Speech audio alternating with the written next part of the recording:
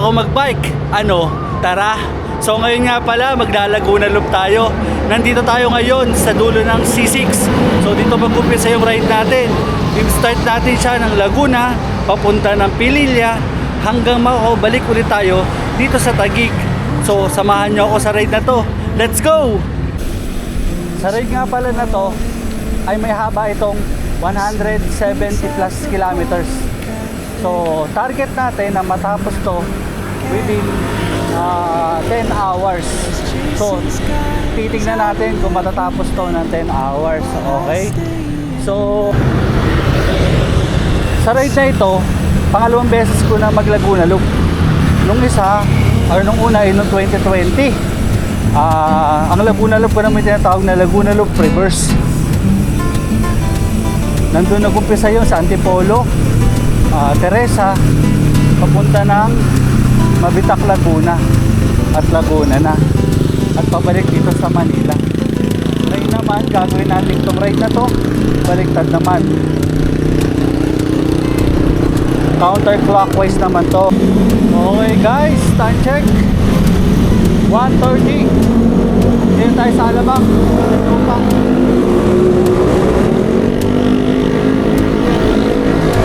Napasok na tayo na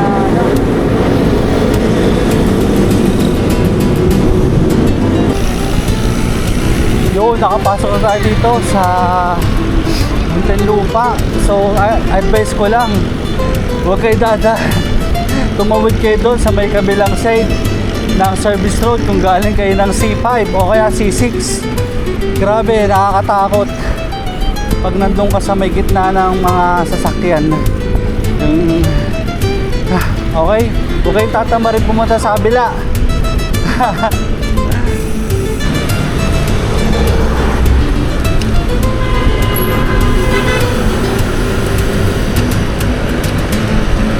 Laguna na, San Pedro. Parang di ko napansin, Binyan, Laguna na pala. So time check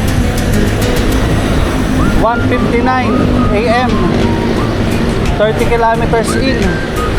So more or less 140 kilometers na lang. Average speed natin 24.8. So let's go. Calamba, Laguna na. Time check 2:33 AM, 45 kilometers in. Average speed natin 25.4. So konti na lang, 50 km na tayo. Pagdating ng 50 km, quick break lang tayo. Okay, let's go. So nakaka 50 km na tayo. Lapit na tayo sa Los Baños, Laguna. Quick break lang dito sa 7-Eleven. Siguro mga 5 minutes. Refill lang kasi wala na rin ako. So mamaya, tingnan natin kung ano oras tayo makakita sa Los Baños. Los Baños, Laguna. Guys, Los Baños, Laguna na. 54 kilometers in. Time check 3:07 AM. Average speed natin 25.4.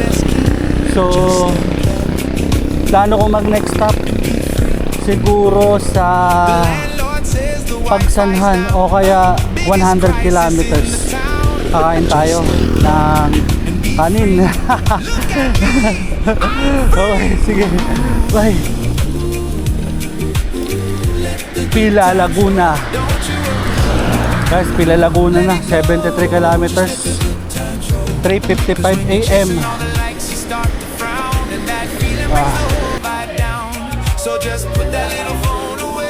4 AM. Dito ako sa McDo sa Pila. Wala, inaantok na ako. Kakapi lang ako. Safety first. Ano na yan? Ayan. Santa Cruz, Laguna, 4:30 AM. Ayan. So, konti na lang. Alam ko next dito Pagsanhan na. Malapit na tayo agad. Parang halfway na ata tayo eh.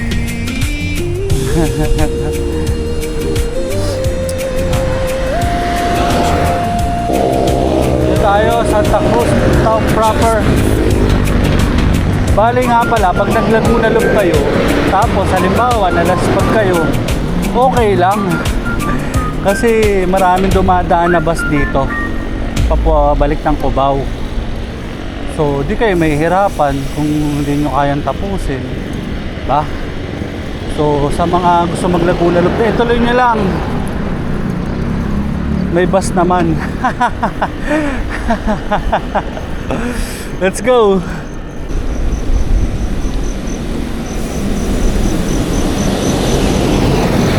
Ano yan?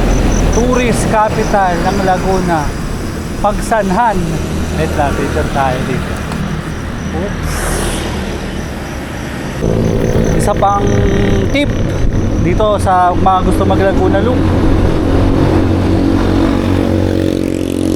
kung di nyo na kaya, ito doon nandito sa Pagsanhan yung mga terminal ng bus pabalik ng Cubao. Okay.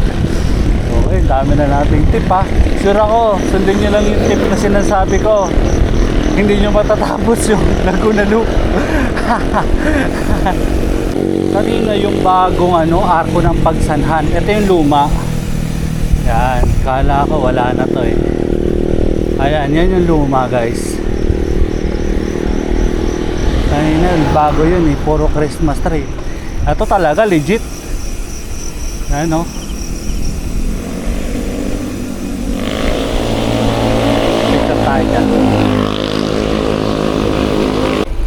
Yun, Pagsanhan town proper. So isa pang tip sa mga gusto mag Laguna Loop na newbie na tulad ko, magdala kayo ng ilaw, lalo na kung gagawin niyo yung sa gabi mag-umpisa, harap at likod, yung kayang tumagal ng mga 6 na oras. Kasi though maliwanag naman yung kalasada, pag may ilaw ka kasi mas madali kang makita. Tsaka pag wala kang ilaw, delikado. Safety first. Laguna Loop lang. Laguna Loop.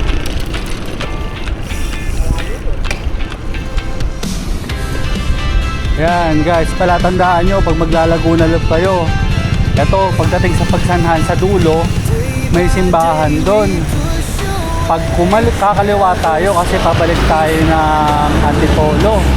Pag kumanang ka dyan, papuntang Bicol yan. Sige, ingat po. Yan, papuntang Bicol yan guys. Pag kalawang ka dyan, yari ka. Pumuntahan natin yan, One Shot Bicol. Ensayo muna tayo ha. Yun, wala. Go. Sa pang tip ulit, bali hindi ko alam pang ilang tip na to, pero ito sa mga dadalhin nyo pag maglalaguna Loop. Sa ngayon importante meron kayong by computer. So ang gamit ko, ako Majin, naka Majin C606 ako. So kaya nalalaman ko yung mga direksyon, oras at bilis ko dahil doon, no, high tech na siya. So mag-invest kayo sa mga gamit nyo kapag katingin yung baliw na rin kayo sa pagbabike. Ganda guys, ayun mo. Hindi ko lang alam kung yan yung aahulin natin. Hindi, ganun yung aahulin natin. Alam ko yun. Ayun. First time ko ako na mabitak guys. Kasi yung sabi ko nga, nung unang pumunta ako sa Laguna Loop ako, ay Antipolo una. So nilusong ko yung mabitak. Ayan yung papuntang Caliraya pag kumanang ka dyan, no? Maganda din dyan eh. Pero di tayo dadaan dyan. May cut-off tayo. Cut-off sa asawa ha. Before lunch dapat nakauwi na tayo. So ngayon, okay, ito na. Lumban Climb. So yan to, gan sa 1 kilometers and 230 meters ang layo niya. Pero ano lang, banayad lang naman. Ano, natin bibilisan, sakto lang kasi Malayo pa tayo. Bali nga pala, hindi ko napansin, nangangalahati na tayo. So 4 hours mula nung umalis ako sa bahay. So ibig sabihin more or less 6 hours sa bahay na ako. Nako, parang di ako aabot sa ano alas 12 Okay, may ulit. Ayun na, Laguna de Bay. Ayun o. Sa tatong ahon eh. Sa ilong bansay no.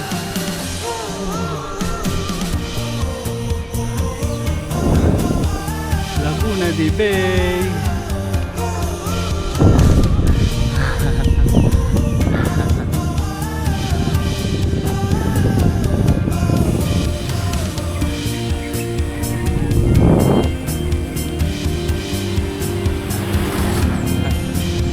Ganda.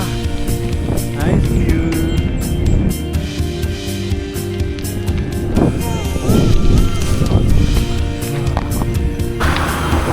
Siyempre, pagkatapos sa awan, may lusong. Slow down daw, guys.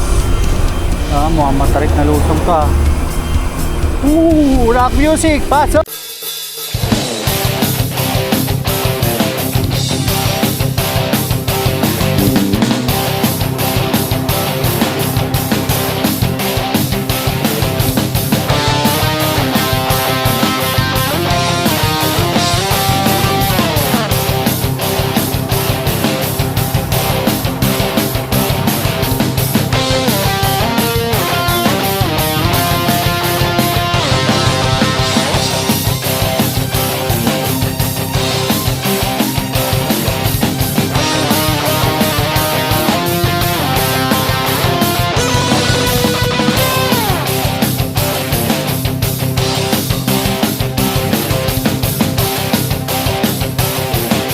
Okay, sa Pantip, pag maglalaguna loop kayo sa usapang ride out, kung gusto nyo gawin yung ganito yung gabi, ang umpisa, siguro ang masasabi ko, mas magandang alis ang alauna or alas 2.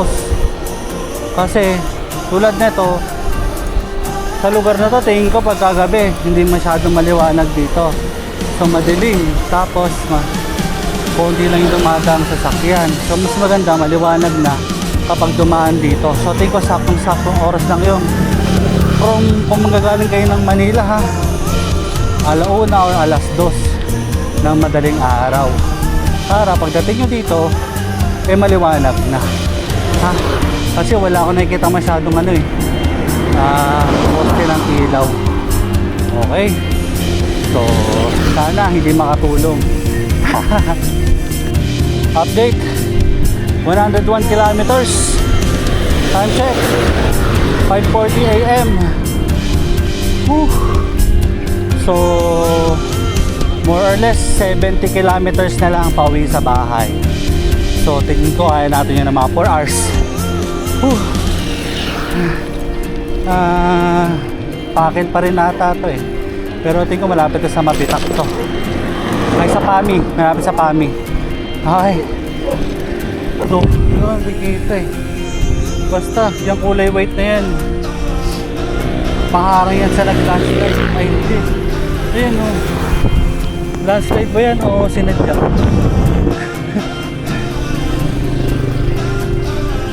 Ay sinadya, wari, ano ba yun? Lapit na tayo sa Pami guys, ang ganda dito wow, lalo na pag umaga.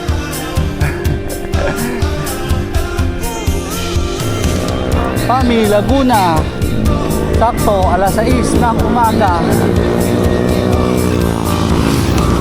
Dito sa Pami may mall na, may Jollibee, tsaka McDo. Gusto ko sana goto so parang ano na lang, gusto ko muna maayos Jollibee na. Let's go. So guys, nakaka 100 plus kilometers na ako. Nasa Jollibee ako ngayon dito sa Pami. So carb load lang.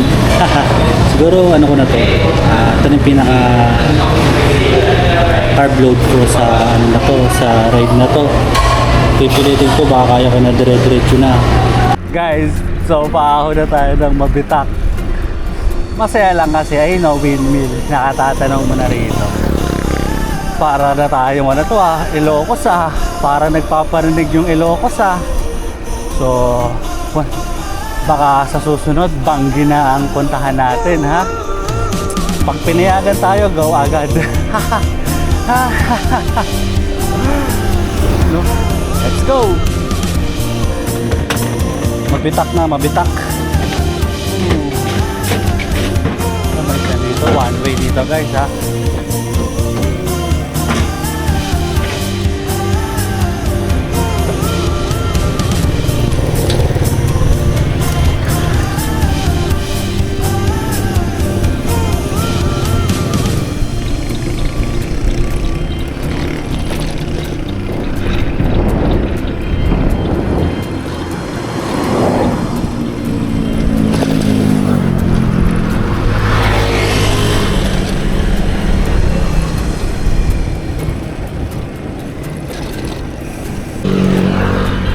Ganda dito guys. Ito sa left.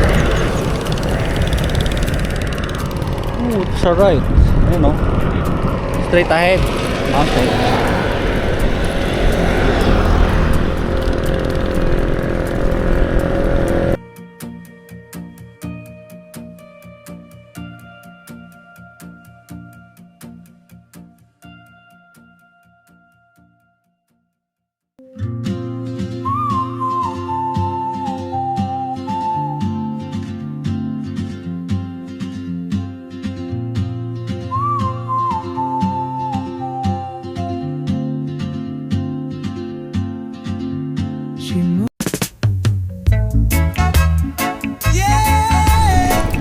Okay, start na ng climb sa Mabitak. Hanggang dun sa katapusan nito, meron siyang 9.35 kilometers na merong 332 elevation gains. So, yung taas lang at magbabasihan natin para lang tayong kasi taas ng Antipolo. Pero, mas mahaba siya. So, yung ibig sabihin, may mga recovery dito kasi taas ng Antipolo ay 3 kilometers lang yung Antipolo diba? So let's go natin gaano katagal natin ahunin.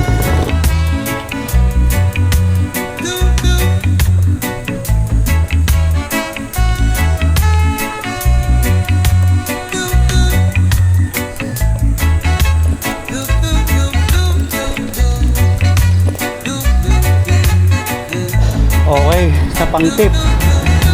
So halimbawa, nandito na kayo sa Mabitak, maahon na. Tapos, hindi na kinaya. May nakita akong bus na dumadaan. Raymond Bus. Babalik yun ng Cubao. Ha? So, huwag kayo matakot mag-Laguna Loop. May pag-asa.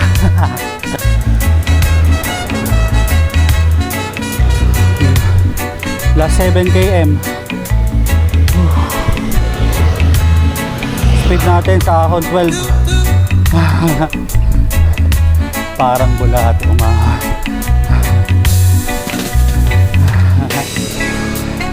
Let's go.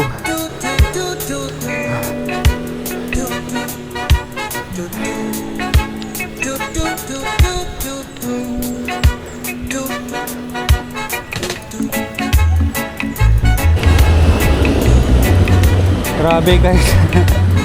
Simula na nag-umpisa sa 9 kilometers ngayon 4.5 kilometers na lang. Walang katapusan, puro ahon, walang recover. Puro 4%, 5%. Grabe. Okay lang. Satsagay lang natin. Last 4 km na lang. Let's go. So guys, dito banda rito sa 3.67 kilometers. Medyo maganda yung kalisada, espalto, ayan kaya mas magaan umahon. Kasi doon sa kanina, bako-bako.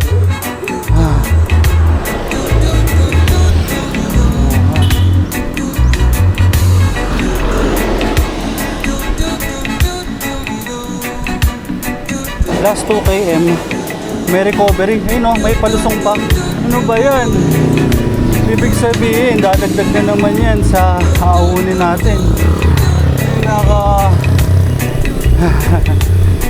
Mga ganitong lusong, di mo alam kung matutuwa ka o malulungkot eh. Abuelo pala to. Ayun yung lusong ako. Ayun yung arke na mabitak guys. Ayun naman. Kinaya naman ng walang tukodan.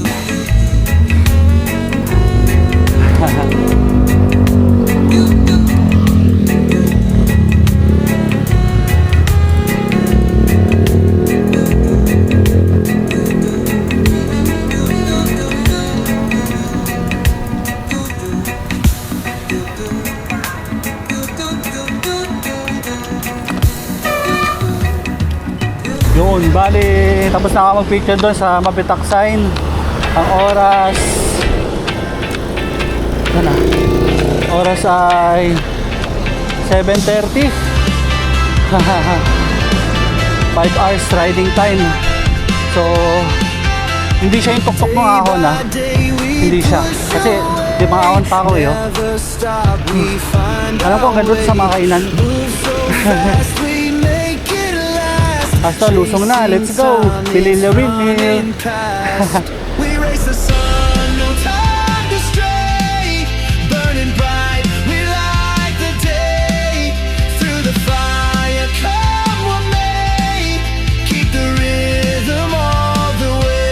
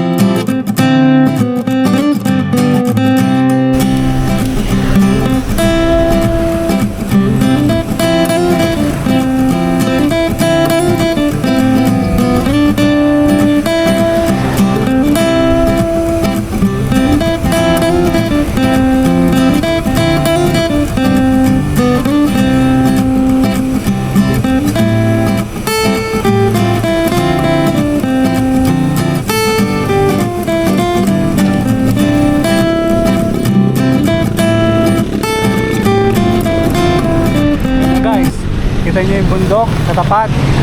Yan yung aahunin natin. Ang Teresa Climb. Bali sa tuktok nyan, yun yan, Tipolo. So last challenge na yan. Pagtapos nyan, consider it done. Last 20 km guys. Let's go! Okay, so start na ng Teresa Climb. Dito na. So meron siyang layon 3.50 kilometers. At merong elevation ng gain na 154 meters. So elevate ko guys, 15 minutes. Taas na tayo. Okay, let's go. Sa taas na yun, yun oh. Mga 5 ganyan yung tuktok yan. Okay. Bali, yung unang siko, yan lang naman yung pinakamatarik dyan. So, pag inaakyat mo na yan, parang isipin mo, tatapos mo nito. Ayun o. Oh, beluan natin. Dikit na tayo. Trikin.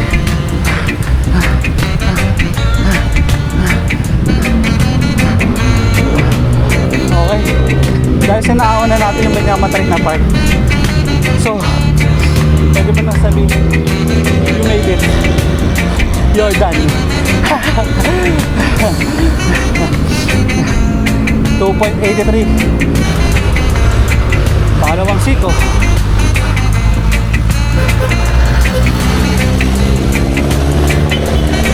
Mamaya papakita ko sa inyo paano nyo malalaman pag malapit na matapos kung hindi nyo kabisado itong Teresa Climb. Okay? Go!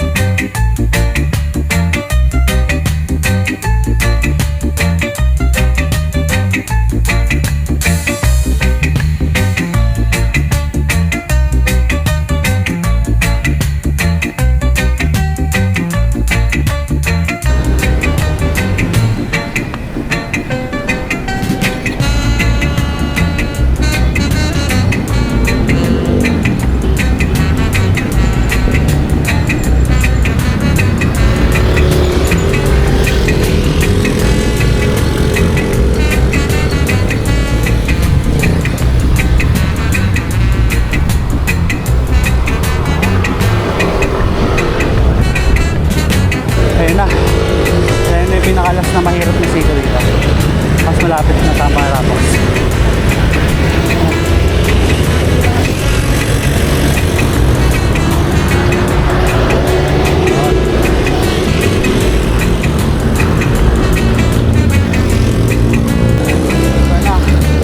Hirap na siko to guys.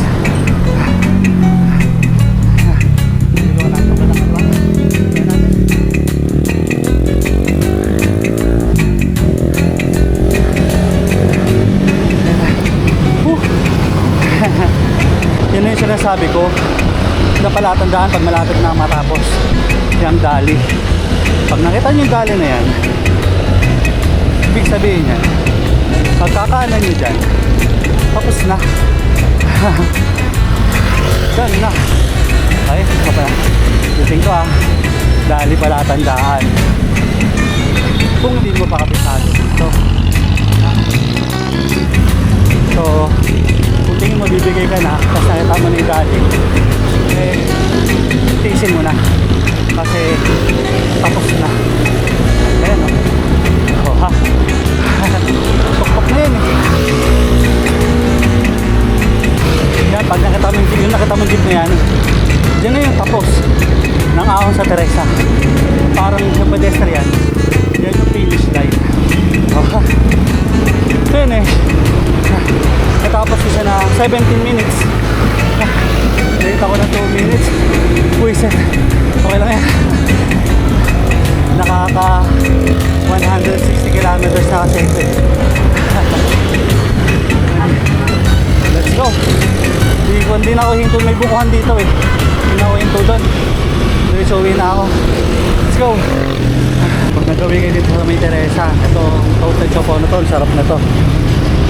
Pasalubong natin.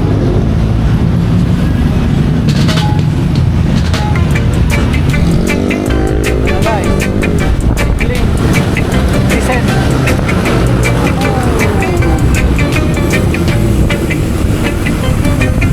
9:35 AM. So, tingin ko mga 10 nasa bahay na ako.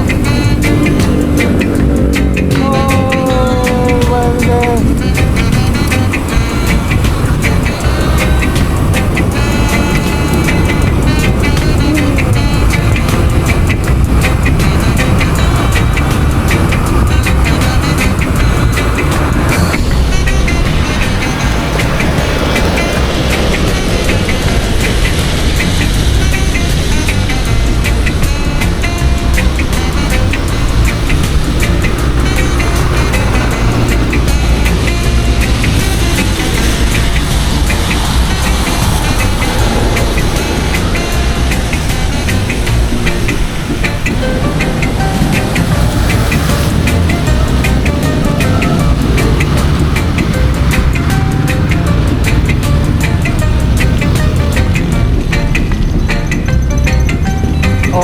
guys, dito na natin tinatapos ang ating Laguna Loop. Okay, so natapos natin siya ng total hours, lahat-lahat kasama pahinga ay 9 hours. Tapos yung riding time natin 7 hours and 42 minutes. So dahil magbababay na tayo, huwag niyong kalimutan ang katagang magbike ka hanggat kaya mo at magbike ka hanggat pinapayagan ka. Let's go! Bye!